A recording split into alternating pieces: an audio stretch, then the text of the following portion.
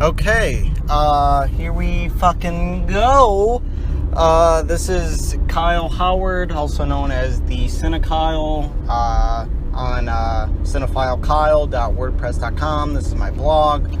As some may know, I've been heavily anticipating, that's an understatement, Blade Runner 2049. So to give a little bit of background, I have a sort of preparation for the film.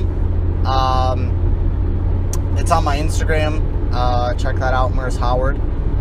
This is just going to be 20 minutes full of plugs, I hope.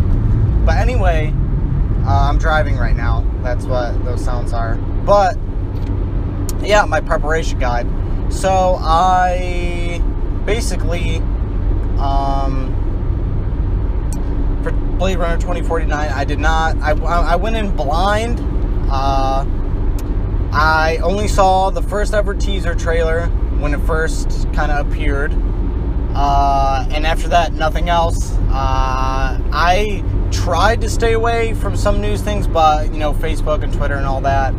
So I got spoiled to a little bit of things. Like Jared Leto being in it, Hans Zimmer doing the score instead of Johan Johansson, which I'm still kind of iffy about. I mean, the final product was pretty good in terms of the music, but I'll get into that later. But to just give an overall consensus, I enjoyed it. I think it was very hard.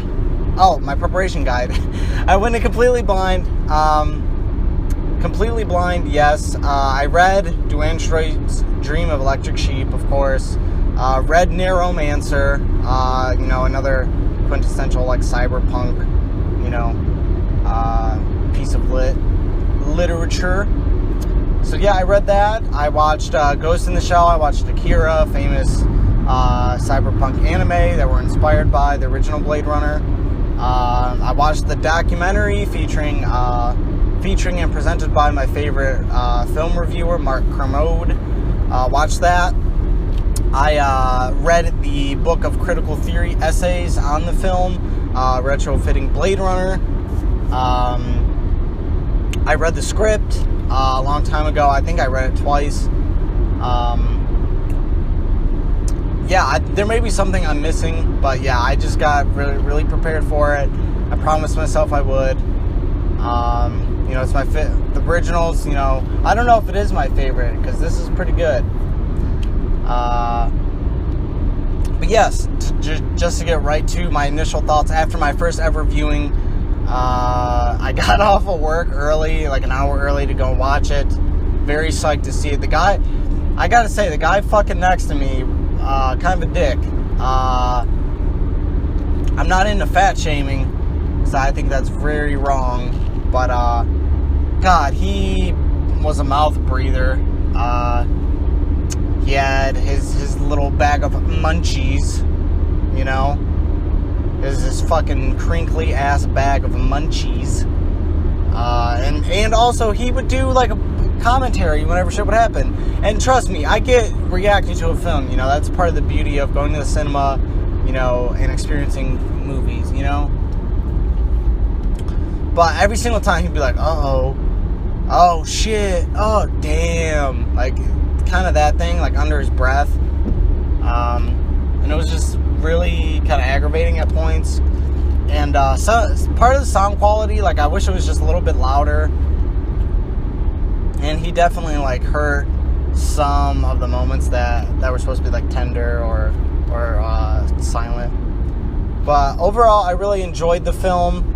I do have a few caveats. Let's just get to the good stuff first. Cinematography, great, done by Roger Deakins, of course. My only problem with that is that, and I mean, granted, I've seen this once, and the first time's always about spectacle and getting the story and a little bit of the characters, like how I am with most films. But there wasn't a single shot, where a lot of times Deakins or Denis Villeneuve, the director's films, there's always there's one shot that just stands out above the rest, to me at least. And so far, I don't think it had it. There was a gamut of fucking incredible cinematography. Set design, I'm not on the fence about it. It was really great, but I don't know, like, my expectations were different. They were high, but they were different. Like, I knew kind of what to expect a little bit. I love the fact that Blade Runner now takes place in snow. I love that idea, with the classic rain. I do love the aesthetic of snow and things like that, wintry, frosty, December, winter-like weather. I think that's great. I love how it works with Blade Runner. I'm glad that the world building is much bigger this time around, It makes it feel like this is a world that has changed, a world that has changed from its past. And I think it would be way too easy to just do the neon lights, rainy thing, because it's been done to death since the first Blade Runner came out. So, you have that problem there. Yeah, you have that problem there. Well, I've only been talking for 6 minutes. I thought this was going to last like 30. And I'm already close to home. But yeah, set design was good. I liked a lot of it. I liked some of the colors. I definitely had the feel of this world growing. I love that. Yeah, cinematography, set design, great. Acting, pretty good, pretty solid. I did think some of the characterizations weren't that great, though. And that's, like, my biggest problem is some of the writing. And I love that they brought Hampton Fancher back to write it. But I think the person who co-wrote it was Mike Green, which I'm not familiar with his work. But I think bringing in... I don't think Alex Garland would do it. But I think he has a knack for these stories. And I'm actually not familiar with any of Hampton Fancher's other work, so I'm going to definitely have to do some research on that. But, some of the story elements were weird. The idea of there being a faction, a rebellion of replicants, which is cool. That's a cool idea. But I think part of the reason why I loved Blade Runner so much, and maybe this is just the whole aesthetic of it as well, is how small the world felt and how individual and personal it felt to Deckard. Sure, you can make the argument that Tyrell dying, probably the most powerful man on Earth and multiple Earths, well, not Earths, but multiple planets, dying makes it feel like a large problem. But I don't know, it felt a lot bigger this time.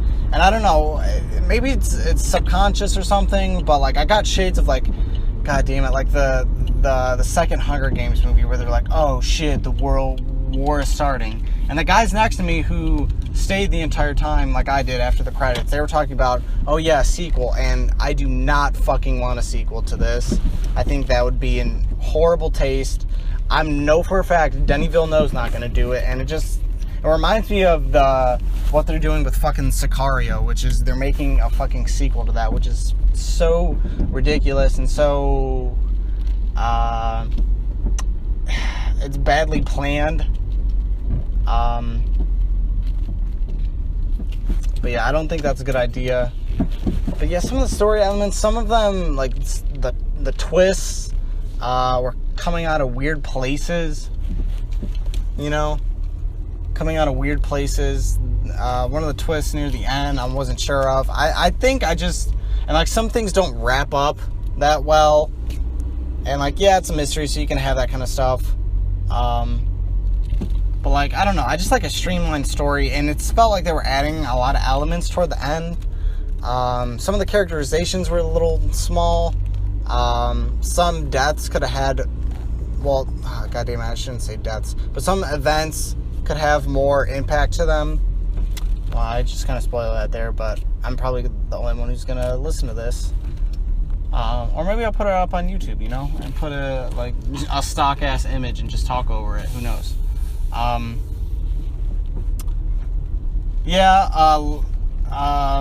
Jared Leto does absolutely nothing in it, which is really kind of funny because he doesn't do shit in Suicide Squad. Not to compare these two at all, those two films at all, but Jared Leto very little screen time, and he's positioned as the big bad, but kind of doesn't do anything like you would think.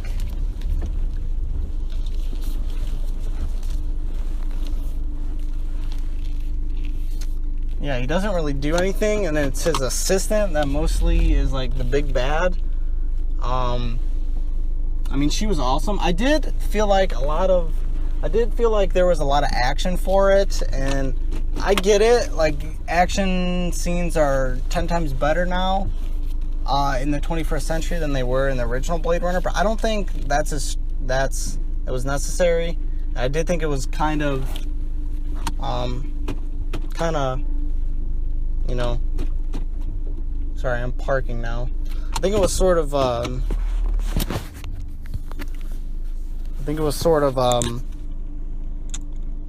just fan servicey, as well as you know, Deckard's character. He felt very fan servicey in the way he talked. It didn't seem like Deckard. It seemed more like Harrison Ford doing his hits, which I really did not enjoy. But yeah, pretty good. I'm definitely going to see it 2 or 3 more times, or actually 1 or 2 more times. It was very good. I really want to analyze it some more. My review of it will probably come out very shortly. Well, not very shortly, but like in maybe the next month or so. I really want to digest everything, what I'm seeing. I know it's a good movie if I keep thinking about it.